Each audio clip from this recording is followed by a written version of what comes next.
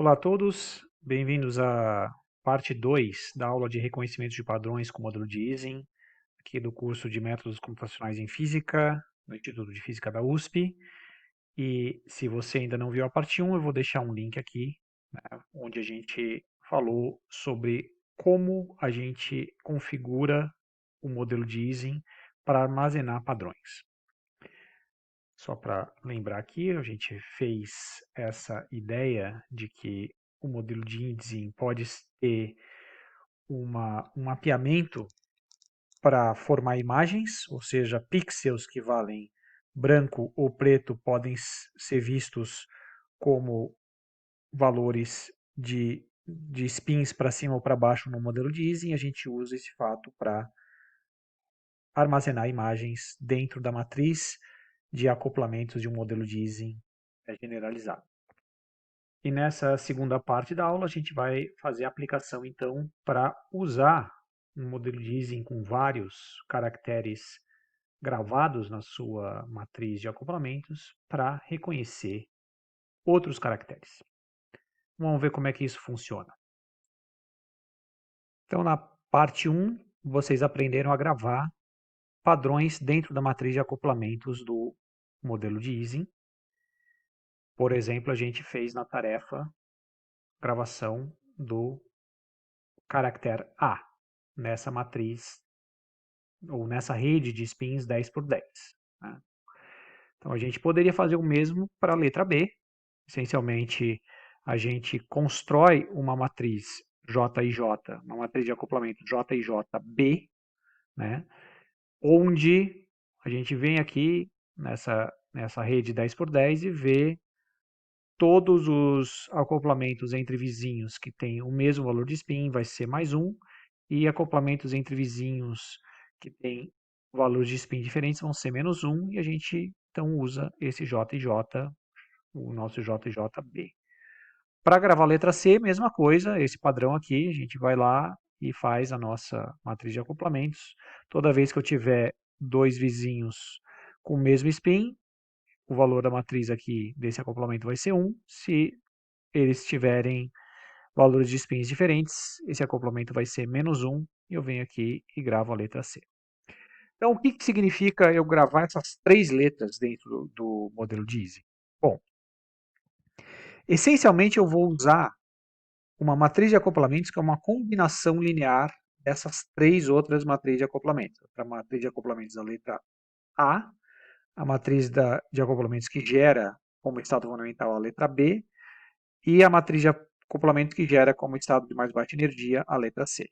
Então vai ter um peso, que eu estou chamando de lambda, lambda A da matriz J e J A, lambda B da matriz J e J B e lambda C da matriz J e J C. E quais que vão ser esses pesos? Bom, esse algo que a gente vai ter que pensar um pouquinho.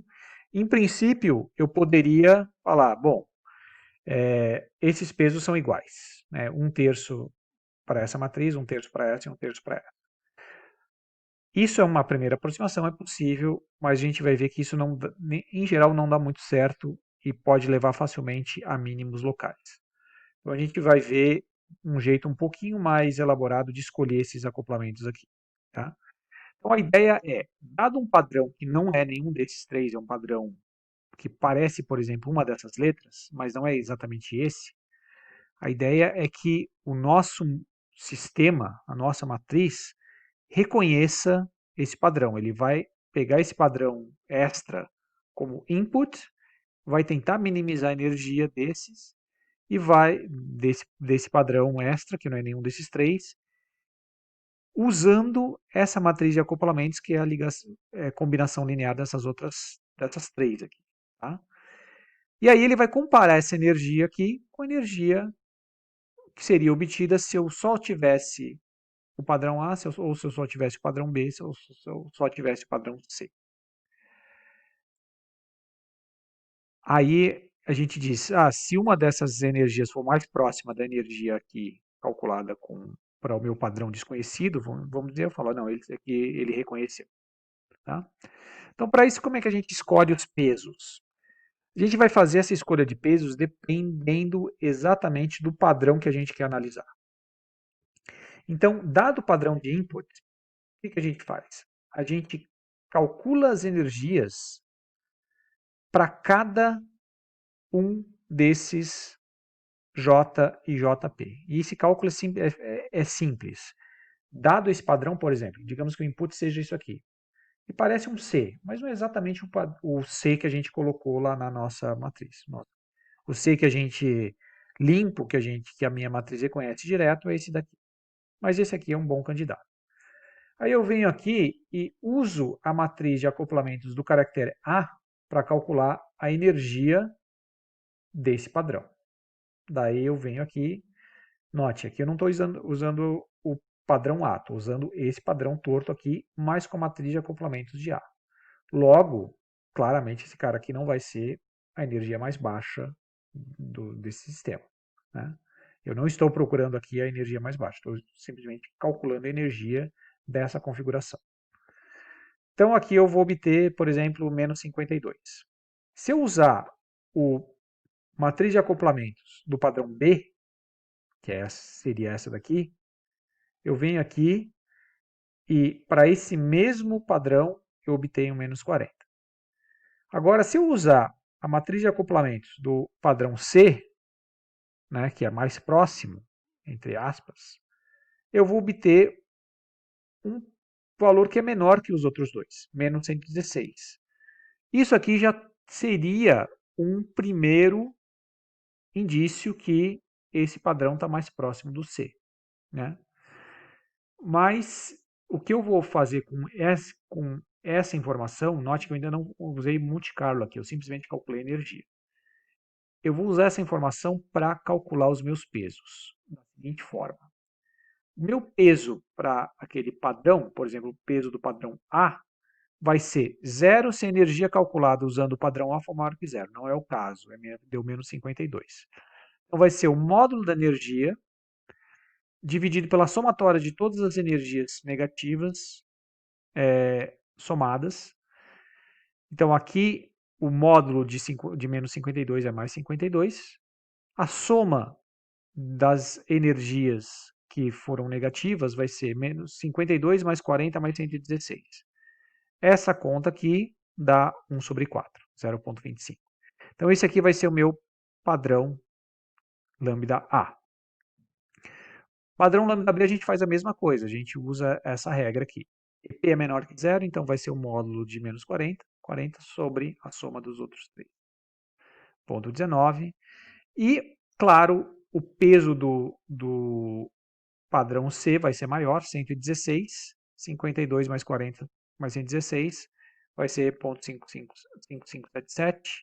E aí eu tenho, então, os três pesos aqui dos meus padrões. Note que, por definição, a soma de A com lambda A com lambda B com lambda C tem que ser igual a 1. Né? Então eu tenho um J e J normalizado. Então significa que essa primeira passagem aqui, para eu escolher o peso que cada padrão entra aqui no meu cálculo, na minha matriz de acoplamentos que vai ser usada, ela depende do padrão inicial. Né? Então aqui eu já tenho um viés. Se esse padrão inicial aqui já se parecer bastante com algum dos padrões que estão armazenados dentro de uma dessas matrizes de acoplamento, então ele já claramente tem uma vantagem, um viés aqui, né, que é o que vai acontecer nesse caso aqui. Mas pode acontecer que o padrão ele pareça com mais do que um. Imagina que eu tenha 23 letras gravadas ali na minha rede N por N de spins. Pode ser que eu tenha um padrão meio aleatório que ele pareça com mais de um. Então os pesos desses daí, como que eles parecem, vão ser parecidos, mas em princípio vão ser maiores do que os dos outros. Tá? Então isso aqui já faz uma primeira triagem, vamos dizer assim. Uma vez que eu faça isso, eu posso ir lá e usar Monte Carlo, usando essa matriz J e J aqui, para aí sim minimizar a energia e ver se o valor mínimo da energia é mais próximo de alguns desses daqui, né? Ou da energia do padrão em si, e eu falo, bom, aí eu reconheci o padrão. Ou se ele minimiza a energia justamente para aquele padrão. Então, essa seria a tarefa agora da parte 2. Construir as matrizes de acoplamento para o caractere A, isso aqui já foi feito na tarefa 1, mas também para a letra B e para a letra C, nessa rede de spins 10×10, que é essa daqui, essas daqui que eu estou mostrando, né? E aí, partindo desses dois padrões abaixo, esse C torto, construir a rede de spins aqui, para esse C torto, entre aspas, e aí calcular as energias usando apenas um padrão para obter os pesos.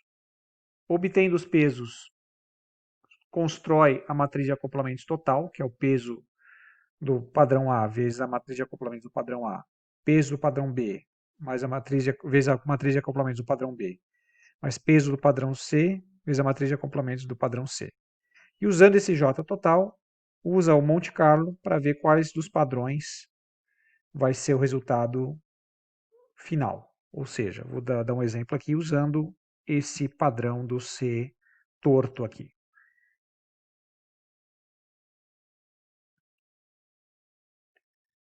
Então, se eu usar o padrão do C torto, essa aqui é a minha configuração inicial. Aqui ele já calculou as energias que eu estava mencionando, menos 52, menos 40.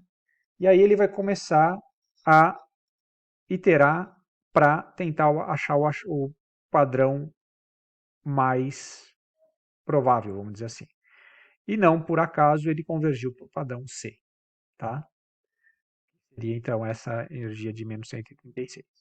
Note que o J e J que ele está usando aqui no Monte Carlo é a soma de lambda A vezes J e JA, mais lambda B mais J e JB, mais lambda C, J e JC. Tá? Então, tem aqui três matrizes de acoplamento somadas nesse resultado. Então, vamos ver o que aconteceria se agora a gente colocasse esse segundo padrão aqui, que é esse A torto. A gente vai ver que não é tão claro quanto esse C aqui, até porque esse A torto aqui, note, ele parece um pouco com o B, tá? Tem alguma coisa entre o A e o B. Então vamos ver o que acontece com ele. Então vamos lá aqui abrir o Octave. Rodar. Então esse aqui é o padrão A torto. E note os pesos aqui, ó. Os pesos para B e para C são parecidos e o peso de A não é muito maior. Então, esse aqui é o padrão para o qual ele convergiu. Opa. Ele parece o A, mas não é exatamente o A puro. Ele tem uma combinação, mas a energia final, menos 116, é mais parecida com a energia do padrão A, né? Bem mais do que a dos outros. Então, a gente poderia dizer que ele reconheceu isso aqui como o padrão A, embora ele não tenha convergido exatamente para a cadeia de spins do padrão A, tá bom? Então esse é um ponto importante, que nem sempre esse método vai ser perfeito, né? Especialmente se você tiver pesos muito parecidos aqui, né? Se não tiver um peso, por exemplo, muito maior do que os outros. E aí ele acaba podendo cair num mínimo local e não encontrando o mínimo global. Mas de qualquer jeito, é um método que utiliza um conceito que a gente já viu na parte de mecânica estatística, que é o cálculo de Monte Carlo para um modelo de Ising em duas dimensões. Então aqui seria uma aplicação mais prática, vamos dizer assim, desse modelo e também de como encontrar com o método de Monte Carlo. Então, essa seria a tarefa 2, reconhecer aqui o caso desse padrão aqui, ele vai reconhecer como letra C, e nesse caso aqui já não é tão claro o que vai acontecer, tá bom? Como melhorar isso? Por exemplo, usar matrizes maiores. Matrizes maiores não, redes maiores. Em vez de 10 por 10, fazer uma 20 por 20, etc. E aí você tem mais pixels, mais resolução, e em princípio você poderia construir uma armazenagem melhor, mais bem definida dos caracteres. Então é isso, obrigado pela atenção e até a próxima.